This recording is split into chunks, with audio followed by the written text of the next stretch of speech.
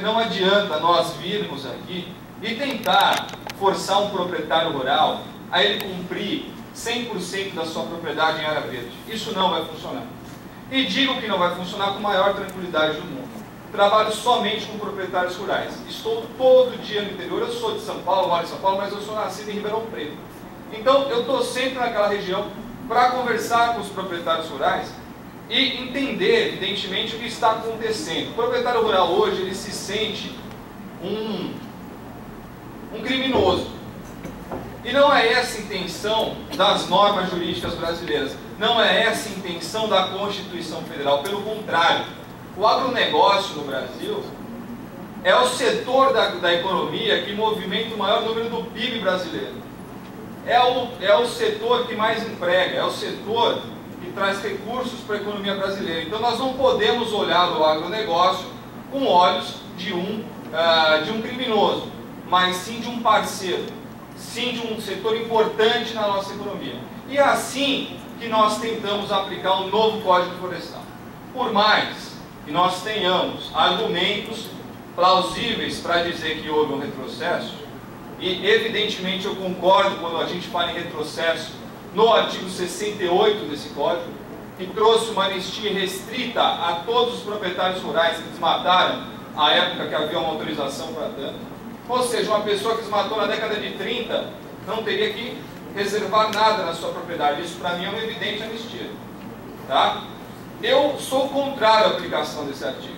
Inclusive levei um artigo, apresentei esse tema no Congresso da Promotoria, que é o Instituto de Direito para um Planeta Verde. Apresentei ali um artigo, pela primeira vez a promotoria aceitou um artigo meu. É difícil entrar lá, mas realmente eu discuto a inconstitucionalidade desse artigo e estamos tentando entrar com um amicus curiae no STF para determinar realmente a inconstitucionalidade desse artigo. O ponto é o seguinte: e os demais artigos é um retrocesso? Vocês ouviram o professor Fiorilo falando, vetação ao retrocesso é uma tese. E vocês ouviram a doutora Alexandra chamando de princípio. Eu pergunto a vocês, onde que está previsto o princípio da vedação ao retrocesso? Não existe. Em matéria ambiental não existe, em direitos humanos até concordo que existe. É certo que a gente está importando um princípio lá dos países ricos, que evidentemente querem diminuir nosso poder agrícola. E por isso estamos importando um princípio que é da vedação ao retrocesso. E aí discute-se, eu fiz uma banca de TCC de um aluno na graduação esses dias, que defendeu a vedação ao retrocesso, com ótimos argumentos, evidentemente, mas se nós pegarmos o Código de 2012 e o Código de 67 e fizermos um comparativo nas normas gerais, veremos que não houve retrocesso algum. Pode ser, como fizeram uma pergunta para a professora Alexandra, para a doutora Alexandra, que as disposições transitórias tenham trazido algum tipo de anistia. É certo, sim, que trouxe algum tipo de regramento para que o proprietário rural saia da sua irrestrita ilegalidade em matéria ambiental para alcançar, então, uma certa o cumprimento legal. É certo que existiu essa fase transitória. Só que eu digo para vocês, ela é necessária. Ela é necessária. E essa diminuição de área que teve, como foi destacado, de 5 metros, por exemplo, é com um proprietário rural de pequeno porte, aquele que utiliza a sua propriedade para a economia familiar. Então a gente precisa ver com muito detalhe, com muita calma e com muita atenção o texto do Código Florestal, antes de nós dizermos que ele é totalmente inconstitucional. Partindo então dessa premissa, eu quero falar para vocês que a constitucionalidade desse artigo, e vejam que atividade difícil que eu tenho aqui hoje, depois da promotoria vir aqui falar para vocês sobre a inconstitucionalidade dessa lei, eu venho aqui defender a constitucionalidade dela. E venho defender com base em uma expressão que é trazida pelo professor Paulo de Barros Carvalho, tributarista, que fala em efetividade social das normas. O que é efetividade social? Aquela norma que realmente tem efetividade no campo prático. Eu não estou falando de vigência, eu estou falando de eficácia. A eficácia social ela não foi alcançada na Lei 4771 em quase 40 anos de vigência. Eu desafio vocês a procurarem nos cartórios de registro de imóveis quantas reservas legais foram averbadas em 40 anos. No Brasil, menos de 10%. menos de 10%, para não dizer menos de 5%. Sabe quantas propriedades já estão inscritas no CAR? E a professora Aline muito bem falou agora sobre o CAR. Nós já temos praticamente 60% de todas as propriedades inscritas no CAR. Diferentemente do que foi alegado, o CAR teve uma única prorrogação, porque a lei permite que haja uma prorrogação. 1 ano é um prazo muito curto para que todos os proprietários rurais brasileiros inscrevam suas propriedades no CAR. É muito curto um prazo de 1 ano para você pedir para que todos os proprietários do Brasil consigam acessar um sistema eletrônico e ali desenvolver a sua inscrição. Eu duvido que em 1 ano o pessoal conseguiu aprender, o pessoal que eu digo cidadão brasileiro, melhor dizendo, conseguiu aprender a fazer uma declaração de imposto sobre a renda eletronicamente. Isso é complicado, depende de tempo, depende de aprimoramento técnico. Então foi permitido uma dilação por mais 1 ano, que jamais poderá ser dilatada. É só mais 1 ano, são 2 anos. Em 1 ano e meio, mais ou menos, nós já temos quase 60% do Brasil, não estou falando de São Paulo, estou falando do Brasil, inscrito no CAR. Nós tínhamos uma lei que vigorou 40 anos, que não escreveu 10% das propriedades. Nós temos uma lei de 2012 que já escreveu 60%. Pergunto para vocês, quem tem eficácia social? Qual que está cumprindo o que diz a Constituição Federal? E eu vou mais do que a dignidade da pessoa humana, para não ser tão antropocêntrico. Eu digo, a Constituição Federal, em 2 artigos, determina o princípio do desenvolvimento sustentável. O super princípio do direito ambiental, ele é o do desenvolvimento sustentável. A gente, evidentemente, precisa proteger o meio ambiente, mas a atividade econômica tem que se desenvolver, assim como a atividade social. Isso não foi criado no Brasil, isso foi importado do relatório Brundtland, de 1987, que trouxe, então, esses ditames para a Convenção do Rio de 92 e foi incorporado na nossa Constituição. O desenvolvimento sustentável é alcançado, então, por meio de uma lei que permite que a atividade econômica se desenvolva pensando na preservação ambiental. Diferentemente do afirmado e do senso comum de que o proprietário rural ele pensa única e exclusivamente na atividade econômica, eu posso afirmar com vocês categoricamente, por pesquisa empírica, não pesquisa documental, que o proprietário rural tem sim a intenção de proteger o ecossistema. Tem sim essa intenção. Tanto tem que permite o CAR indicar lá que ele quer fazer essa compensação. Certo? Ele tem essa intenção, desde que haja um programa, evidentemente, que ele possa fazer essa declaração, desde que haja uma intenção de fazer o corredor ecológico, desde que a lei seja aplicada para todos e não somente a ele. Ótimo. O proprietário rural, então, ele já está inscrevendo sua propriedade no CAR, já está buscando efetividade social. E aí eu vejo que talvez algumas pessoas não possam concordar comigo, que a gente precisa também dar certa prioridade ao desenvolvimento sustentável. Mas alguém pode dizer para mim assim, deixar de averbar a reserva legal na matrícula é um retrocesso. Tudo bem, pode ser. Só que eu já escrevi isso num artigo que foi publicado no Migalhas, no Jus Navegante, que diz o seguinte: não está superada a obrigação de averbar a matrícula. Não está.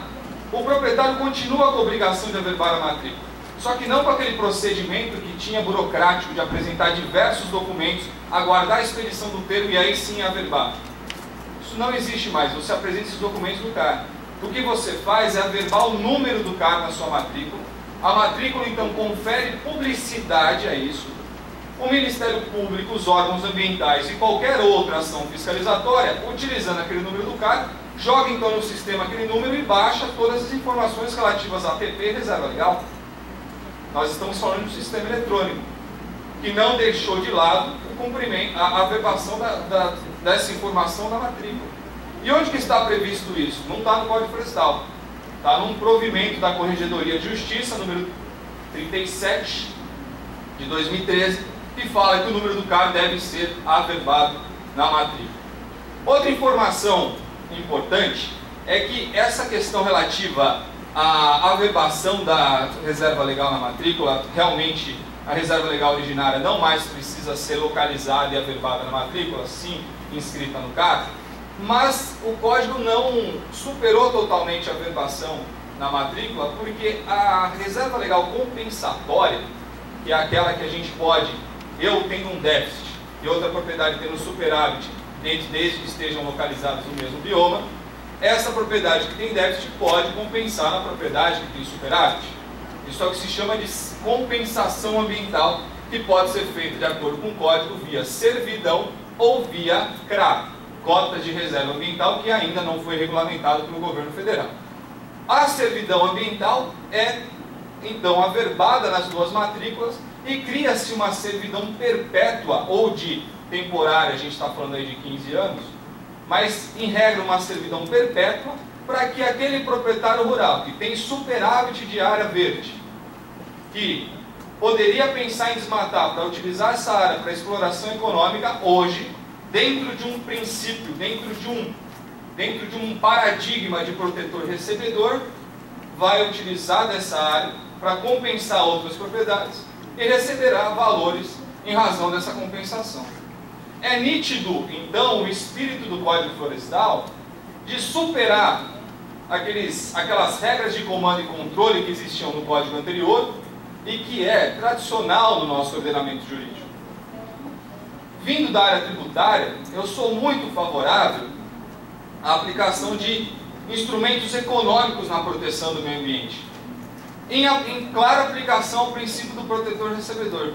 Existe um teórico da economia que diz que um dos princípios da economia é que a população ela age conforme incentivos. E está evidente para nós hoje, em comparação de uma lei atual com a lei anterior, de que mais do que efetiva, essa lei está conseguindo cumprir seu objetivo, porque há incentivo para tanto. O proprietário rural que cumprir esse objetivo, que proteger o meio ambiente, vai ganhar por isso. E aquele que não proteger continua respondendo por autuação administrativa, responsabilidade civil e responsabilidade penal.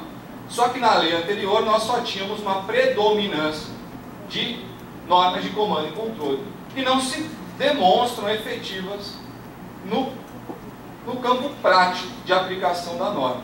Então essa mudança de paradigma eu vejo com muito bons olhos em relação à nova lei. Eu sei que é um tema bastante polêmico, a gente vai passar, enfim, agora para a discussão sobre o tema, mas essa é uma posição de quem trabalha com a lei, de quem está próximo ao proprietário rural e de que percebe que por meio dessa lei é possível cumprir sim as obrigações ambientais. É certo que pode haver uma fase de transição, mas as normas gerais não houve qualquer retrocesso. Alguém pode me perguntar, mas tudo bem, hoje em dia eu posso utilizar o que eu tenho de APP no cômputo da reserva legal. Hoje em dia eu posso, só que eu posso isso desde 2001. A lei antiga já falava isso. Houve um retrocesso? Não, se houve um retrocesso foi em 2001. Quando a promotoria diz que nós podemos buscar a promotoria, o proprietário está evitando firmar táxi com a promotoria, o que nós temos que entender é que nenhum proprietário rural e nenhum advogado pode permitir que o seu cliente assine um termo de compromisso para que ele cumpra uma norma que está revogada. O que estão tentando comprometer os proprietários rurais é que ele cumpra uma norma que já foi revogada. Como que eu peço a expedição de um termo para a secretaria? A doutora está aqui para ser testemunha. Se nós temos duas portarias da CBRN, portaria número 14 de 2014, 13 de 2014 e 3 de 2005, CBRN, que diz que não se expede mais termos. A secretaria não expede mais termo para averbar a reserva legal. A secretaria vai analisar o CAR quando o módulo de aprovação for regulamentado. E aí se inscreve no PRA, e aí tem todo o procedimento eletrônico. Como que eu vou assinar um compromisso se eu não vou conseguir cumpri-lo? Como que eu vou dar efetividade a uma norma que foi revogada? Não há como. Então, quando menciona-se que o proprietário rural não quer assinar um termo, a verdade é que ele não quer assinar um termo para cumprir com uma lei que não tem como cumprir. Ele vai acabar pagando uma multa diária altíssima. Eu advogo nesse sentido, buscando sempre a regularização da propriedade rural. Vocês nunca encontrarão recursos discutindo ausência de nexo de causalidade, ausência de ocorrência de prescrição em matéria civil, impossibilidade de responsabilidade próprio terreno. Isso são matérias que já estão consolidadas no Brasil. O que a gente tem que buscar como advogado é regularizar a propriedade rural. Regularizar. Mas nós temos que regularizar no meio termo. Nem tanto para lá, nem tanto para cá. Eu não vou chegar para o meu cliente e falar: cliente, você não vai precisar reservar 20%, porque você desmatou lá em 1930 e lá em 30 você tinha uma autorização para tanto. Ou seja, você tem um direito adquirido, que é o que eu tenho ouvido falar. Algumas usinas têm buscado consulta com a gente dizendo: eu não vou regularizar porque me falaram que eu tenho direito adquirido ao desmatamento. Eu tenho uma foto de quando isso foi desmatado, que é de 1910, época da colonização. Agora, o que eu pergunto é o seguinte: isso é um evidente retrocesso, isso realmente vai cair no STF. Olha o risco que o proprietário rural está correndo de não cumprir sua obrigação agora. Inscreve sua propriedade no CAR, indica o que ele precisa de reserva legal. Se não tem interno, se não está conseguindo computar as APPs, compensa fora. Protege uma área que é declarada pelo Estado como áreas ecologicamente prioritárias. As áreas prioritárias que necessitam de proteção lá do Vale da Ribeira, sabe o que está acontecendo com essas áreas? Que é de mata fechada, nível desenvolvido, de médio avançado, desenvolvimento de vegetação. O que acontece com essas áreas é que elas acabam sendo abandonadas, invadidas. E ali nós temos uma necessidade de proteção real do verde. Região de Ribeirão Preto, por exemplo. Vamos tentar fazer corredor ecológico? Vamos unir as APPs, indicar as reservas legais, não fragmentos, indicar próximas APPs para a gente fazer um corredor ecológico. Mas o tamanho da dificuldade de você conseguir reflorestar uma área que foi degradada há mais de 100 anos, para você alcançar 20% no seu interior, não é só difícil, como tem técnicos que já conversaram comigo, que não são técnicos particulares, e sim da administração pública, que taxativamente dizem que você não consegue restaurar uma área dessa, em razão do vício do solo. Isso eu estou falando que me falaram, eu não sou engenheiro agrônomo. Se você plantar vegetação aqui, nasce cana, e tanto que o solo está viciado. Eu ouvi isso de técnicos da administração pública. Então vamos proteger o que está já plantado, que está em nível avançado? Vamos, fazendo por meio de compensação. Agora, tem algumas situações que eu queria trazer para vocês, que é em relação a novidades da reserva legal, que é o seguinte: o STJ, esta semana, saiu migalhas esses dias, o STJ julgou uma demanda em que toda ação de usucapião, ou seja, aquisição originária de propriedade, para que essa usucapião seja formada uma matrícula, vai ser necessário que se indique a reserva legal nessa propriedade, em razão do princípio em dúbio pro natura. Excelente. Eu não consigo mais averbar. Então eu vou escrever no CAR, averbo o número do CAR, então eu consigo averbar o usucapião. É assim que vai entender o STJ? É assim. É assim. Por que é assim? Porque em outro julgamento, quando ele fala lá do ITR, Imposto Territorial Rural, o proprietário tem direito à diminuição da base de cálculo, ou comumente chamada de isenção. Ele tem direito à diminuição da base de cálculo daquilo que ele tem de reserva legal e de APP. Só que, de acordo com a STJ, o que ele tem de reserva legal ele precisa averbar para depois pedir a diminuição da base de cálculo. O próprio STJ, cujo um dos principais nomes de direito ambiental é do professor Herbert Benjamin, também é do GAEMA, tem entendimento no seguinte sentido: hoje não mais se averba, hoje se inscreve no CAR. Inscreveu no CAR, apresenta essa informação para a Receita Federal e você pode deduzir da sua base de cálculo do ITR. Esse é o entendimento do STJ e por isso que vai ser um entendimento em relação ao usucapião também. Tá? Outra coisa que eu queria falar para vocês é que, e já caminhando para o fim, é que no dia 17 de agosto agora, saiu uma instrução normativa, deixa eu pegar o número aqui, uma colinha, instrução normativa 1581, 17 de agosto de 2015, que regulamenta a seguinte situação: hoje o sistema da Receita Federal vai passar a conversar com o sistema do INCRA. Hoje os proprietários rurais precisam inscrever sua propriedade no INCRA, fazer o georreferenciamento e, paralelamente, declarar o Imposto Territorial Rural. As informações agora serão casadas. Como são eletrônicas, vai acabar casando com a Secretaria do Estado também. Todas as informações estão em conjunto, formando um objetivo que é da política maior brasileira, que é a Lei 6938 de 81, Lei da Política Nacional do Meio Ambiente, formando algo que se buscou há muitos anos.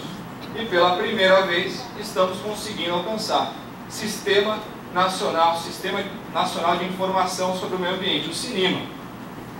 Nós estamos com essas novas normativas cumprindo um dos instrumentos de política nacional do meio ambiente, que é o SINIMA. Mais um argumento que demonstra a efetividade social dessas normas que estão sendo criadas agora. Discutimos, claro, evidentemente cabe a nós na academia discutir isso, os percentuais dessa fase de transição, mas a sua constitucionalidade, em sua grande maioria, a meu ver, é patente e deverá ser declarada assim pelo Fux. Certo? Meus caros, muito obrigado pela participação de todos. Eu vou ficando por aqui e passo a palavra para a doutora Camila.